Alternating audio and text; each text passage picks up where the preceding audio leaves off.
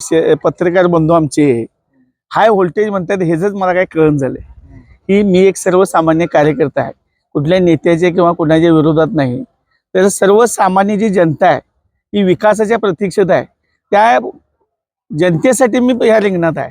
High voltage वगैरे असं काय नाही, सर्वसामान्य जनतेला एक समाधानकारक असं न्याय मिळावा आणि विकासाची दिशा मिळावी यासाठी फक्त मी रिंगणात आहे। कुठल्या नेत्यांच्या किंवा हाय व्होल्टेज असल्या पाहिजेत मी साठी रिंगणात नाही आहे। मी एक सर्वसामान्य कार्यकर्ता आहे, जो 24 तास सामान्य जनतेसाठी राबणारा कार्यकर्ता आहे।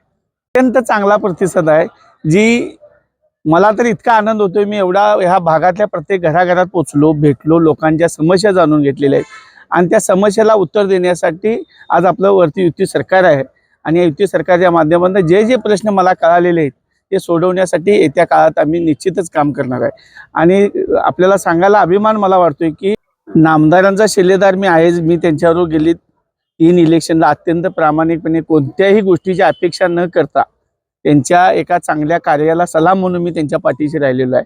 त्यामुळे निश्चितच त्यांनी माझा विचार केला असेल, परंतु मी नामदारांचा शिलेदार आहेच, त्याबरोबर सर्वसामान्य जी जनता आहे त्यांचा सुद्धा मी एक शिलेदार आहे की त्यांच्या भविष्यातल्या समस्येसाठी मला काम करावं लागणार। महायुती होईल असं वाटलं होतं, पण आता जर चित्र बघितलं तर सगळे सेपरेट लढत आहे, काय वाटतं?